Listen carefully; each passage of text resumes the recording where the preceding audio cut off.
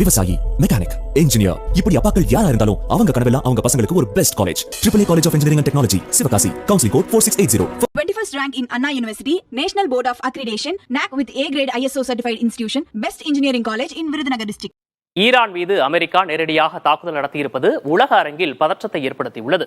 அமைதி அல்லது அழிவு ஒன்றே தீர்வு என ட்ரம்ப் கூறிய நிலையில் அமெரிக்காவுக்கு பேரழிவு ஏற்படும் என ஈரான் எச்சரித்துள்ளது. இதுகுறித்த கூடுதல் விவரங்களோடு செய்தியாளர் பாலவெற்றிவேல் நம்மோடு இணைகிறார். பாலவெற்றிவேல், அமெரிக்காவினுடைய இந்த தாக்குதல் உலக அரங்கத்தில் ஒரு அமைதியை சீர்கெடுக்கும் அப்படின்னு ஐநாவும் கவலை தெரிவிச்சிருக்காங்க. அடுத்தடுத்த நகர்வுகள் எப்படி இருக்கும்? ஈரானின் தலைவரே, நினைவில் கொள்ளுங்கள், இது உங்களுக்கான எச்சரிக்கை. அமைதி மத்திய கிழக்கு ஆசிய பிராந்தியத்தில் திரும்பவில்லை என்றால் இன்னமும் தாக்குதல் மூர்க்கமாக இருக்கும். இதுதான் அமெரிக்க அதிபர் டொனால்ட் ட்ரம்ப் கூறிய வார்த்தைகள். ஈரானில் இருக்கக்கூடிய 3 அணு ஆயுத மையங்கள் மீது அமெரிக்காவினுடைய B-2A ஸ்டெல்த் விமானங்கள் யாரும் எதிர்பாராத நேரத்தில் தாக்குதல் நடத்துனது.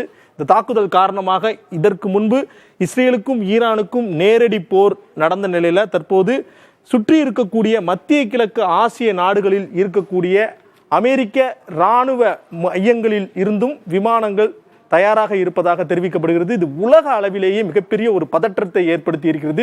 2 நாட்டு போரில் தற்போது வல்லரசு நாடான அமெரிக்காவும் உள்ளே இணைந்திருக்கிறது.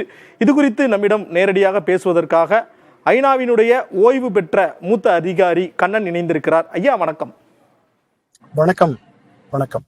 வல்லரசு நாடான அமெரிக்காவினுடைய வருகை 1979 இந்த ஈரானினுடைய உருவாக்கம், அதற்கு பிறகே அமெரிக்காவிற்கும் ஈரானுக்கும் இடையே மிகப்பெரிய ஒரு இடைவெளி இருக்கிறது.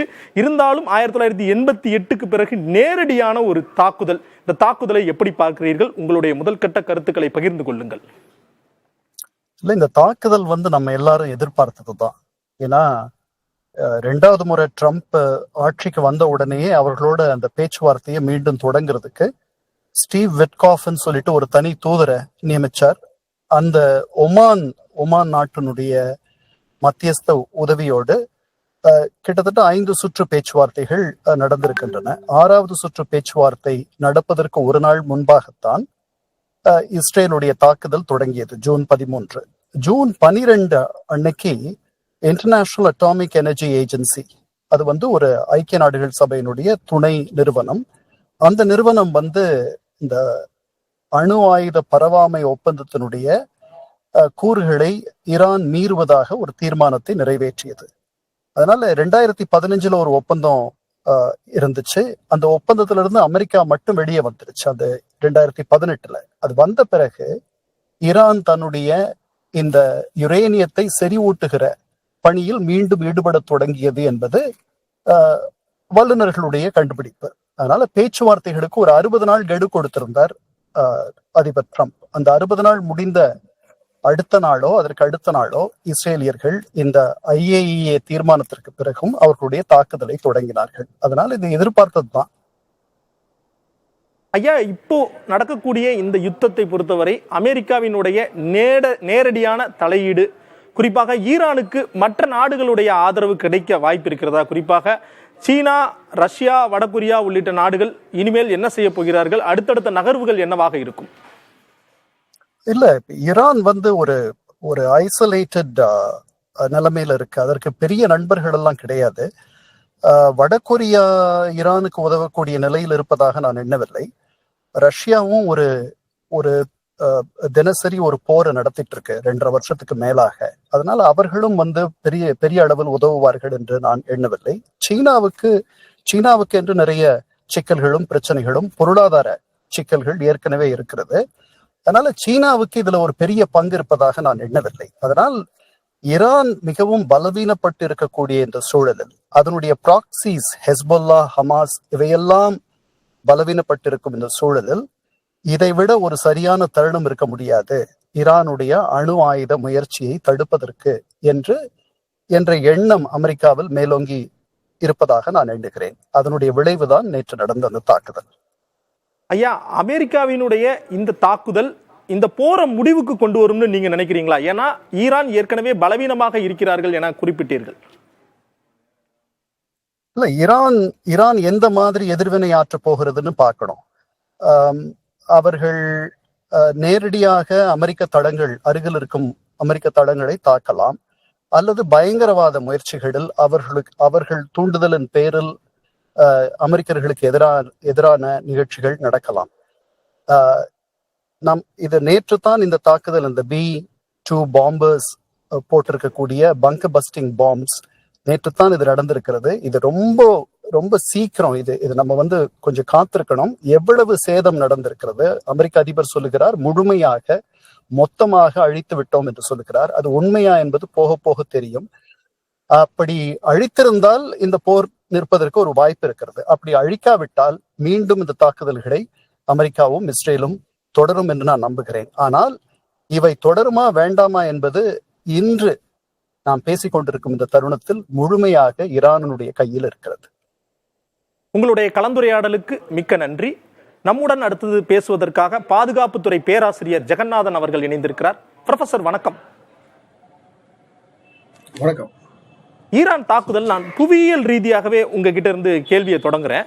குறிப்பாக நம்ம அந்த மேப்ல பார்த்துக்கிட்டு இருக்கக்கூடிய அந்த கல்ஃப் ஆஃப் பெர்ஷியன்ல இருக்கக்கூடிய ஸ்ட்ரெய்ட் ஆஃப் ஹார்மோஸ் அப்படிங்கிற அந்த பகுதி, அதை பொறுத்தவரையும் உலகத்தில் உற்பத்தி செய்யப்படுற கச்சா எண்ணெயில் 1/5 அது வழியாகத்தான் செல்லுது. அந்த பகுதி ஈரானினுடைய வசம் இருக்கிறது. இந்த போர் தொடர்ச்சியாக நீளும் பட்சத்தில், அல்லது இந்த கட்டத்தை நெருங்கி கொண்டிருக்கும் இந்த நேரத்தில் கச்சா எண்ணெயினுடைய விலையேற்றம் அதிகமாக வாய்ப்பு இருக்கிறதா? இதனால் இந்தியாவிற்கு என்னென்ன பாதிப்புகள் ஏற்படலாம்? அமெரிக்க தாக்குதல், ஈரான் மீது நடத்தப்பட்ட தாக்குதலுக்கு பின்பு ஈரான் இஸ்ரேல் மீது தாக்குதலை தொடர்ந்திருக்காங்க. ஏவுகணை தாக்குதலை இன்று காலை நம்ம நேரப்படி தொடர்ந்திருக்காங்க. அதுலேருந்து என்ன தெரிய வருகிறது என்றால், அமெரிக்கா ஈரானுடைய அணு உலைகள் மீது 3 அணு உலைகள், அதாவது ஃபர்தோ, இஸ்ஃபகான், நத்தான்ஸ், இந்த 3 அணு உலைகள் மீது இன்று நடத்தப்பட்ட அந்த தீவிர தாக்குதல், அதற்கு எதிர்வினையாகத்தான் பண்றாங்க. இன்னும் 2 விஷயம் நமக்கு இன்னும் வெளியில சரியா தகவல் தெரியல. அந்த 3 அணு உலைகள் மீது தாக்குதல் நடத்தப்பட்டதுடைய தாக்கம் என்ன, எப்படி இருக்கிறது, அழிவு எப்பேற்பட்டான அழிவுகள் இருக்கிறது என்பது இன்னும் நமக்கு தெரியல. ஏன்னா என்னுடைய அனாலிசிஸ் பிரகாரம் பார்த்தீங்கன்னா, அந்த 3 இடங்களுமே அங்க உண்மையாகவே அங்க அணு உலைகள் இன்னும் வைக்கப்பட்டிருந்ததா, இல்லை அதை அங்கிருந்து அப்புறப்படுத்தி விட்டார்களா என்று தெரியாத நிலையில், ஏன்னா நம்ம இந்த ஈரான் இஸ்ரேல் போர் கடந்த 1 வாரத்துக்கு மேலாக நடந்து கொண்டிருக்கிறது. இஸ்ரேல் ஈரான் மீது தாக்குதல் நடத்தியது, பதிலுக்கு ஈரான் இஸ்ரேல் மீது தீவிர தாக்குதலை நடத்தி பேரழிவை ஏற்படுத்தியது. அது மட்டும் இல்லாமல் இஸ்ரேல் உடைய ஐரன் டோம் எனக்கூடிய அந்த ஏர் டிஃபென்ஸ் சிஸ்டத்தையே அவங்க தகர்த்து தாக்குதலை நடத்தி கொண்டு வந்திருந்ததை பார்த்தோம். அதன் வெளிப்படை, அதனுடைய தொடர்ச்சியாகத்தான் நம்ம இப்ப பார்த்தோம். இஸ்ரேல் இதற்கு மேல் ஈரான் தாக்குதலை தொடர்ந்தால் இஸ்ரேல்னால தாக்குப்பிடிக்க முடியாது என்ற நிலையில் தான் அவங்க அமெரிக்காவுடைய உதவியை நாடினார்கள். அதன் விளைவாக ட்ரம்ப் இன்றைக்கு இந்த போரை நடத்தக்கூடிய ஒரு கட்டாயத்தில் இருக்கிறார். ஏன்னா அவர் எலெக்ஷன் ஜெயிச்சு வரும்போதே சொன்னாரு, நான் போரை விரும்ப மாட்டேன், அமைதியை கொண்டு வர போகிறேன் அப்படின்னு தான் சொல்லி வந்தாரு. பட் அவரே இந்த ஒரு தாக்குதலை நடத்தி, தாக்குதல் மட்டும் பார்க்கக்கூடாது, ஈரான் மீது ஒரு போர் தொடுத்ததாகத்தான் நம்ம பார்க்கக்கூடிய விஷயமாக இருக்கிறது. இப்போ இதன் மூலமாக இந்த ஸ்ட்ரெய்ட் ஆஃப் ஹார்மஸ் இன்னும் தாக்குதல், அதை இன்னும் ஈரான் இன்னும் அதை ஒரு காடா பயன்படுத்துவாங்களா என்று தெரியல. ஆனா அதற்கு முன்னாடியே ஹூத்திஸ் என்று சொல்லக்கூடிய அந்த ஏமன் நாட்டை சேர்ந்தவர்கள் அமெரிக்காவுடைய கப்பல் மீது தாக்குதலை நடத்த தொடங்கி இருக்கிறார்கள். போர் பிரகடனமும் பண்ணியிருக்காங்க அந்த செங்கடல் போன்ற ஏரியாவில். இதன் மூலமாக அங்கே தாக்குதல் அவங்க தொடர்னா அமெரிக்கா பதில் தாக்குதல் ஏமன் மீது தாக்குதல் நடத்தும். அப்படி இருக்கும் பட்சத்தில் அந்த ஸ்ட்ரெய்ட் ஆஃப் ஹார்மஸ் அந்த ஏரியாவிலேயே நீங்க ஒரு பெரிய போர் நடக்கக்கூடிய ஒரு பேட்டில் ஃபீல்டாக மாறக்கூடிய பட்சத்தில் நீங்க அந்த எண்ணெய் போன்ற சரக்கு கப்பல்களுடைய நடவடிக்கை பெரும் அளவில் பாதிப்பை ஏற்படுத்தும். அதோடைய தாக்கம் இந்தியாவை விட ஐரோப்பிய நாடுகள் போன்ற நாடுகளில் தான் பெரிய தாக்கத்தை ஏற்படுத்தும். ஏன்னா ஆல்ரெடி ஐரோப்பிய நாடுகள் இப்போ கொரோனாக்கு அப்புறம் ஒரு பெரிய பொருளாதார, இந்தியா மட்டுமல்லாது ஐரோப்பிய நாடுகளுக்கும் இது மிகப்பெரிய ஒரு பாதிப்பை ஏற்படுத்தும் உங்களுடைய முதல்கட்ட தகவல்களை தெரிவித்திருக்கிறீர்கள். குறிப்பாக புவியியல் ரீதியாகவே மேற்கு ஆசியா மற்றும் மத்திய கிழக்கு ஆசிய நாடுகளில் மிகப்பெரிய ஒரு பதற்றத்தை இந்த போர் ஏற்படுத்தி இருக்கிறது தான் நிபுணர்கள் தொடர்ச்சியாக தெரிவிக்கிறார்கள். 10வது நாள் போர் இஸ்ரேலுக்கும் ஈரானுக்கும் இடையே நடைபெற்று வரும் நிலையில் இந்த 10வது நாளில் அமெரிக்காவும் உள்ளே புகுந்திருக்கிறது. இன்னமும் தாக்குதல் வீரியமாக இருக்கும் என தெரிவிச்சிருக்கிறாங்க.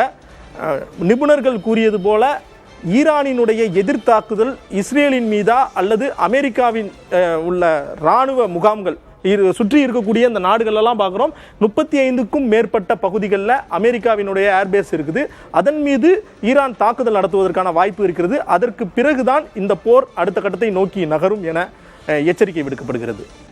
உங்களுடைய கலந்துரையாடலுக்காக நன்றி பாலவெச்சுவேல். விவசாயி, மெக்கானிக், இன்ஜினியர், இப்படி அப்பாக்கள் யாரா இருந்தாலும் அவங்க கனவெல்லாம் அவங்க பசங்களுக்கு ஒரு best college. AAA college of engineering and technology, Sivakasi. Counselling code 4680. 21st rank in Anna University, National Board of Accreditation, NAC with A grade ISO certified institution, best engineering college in Virudhunagar district.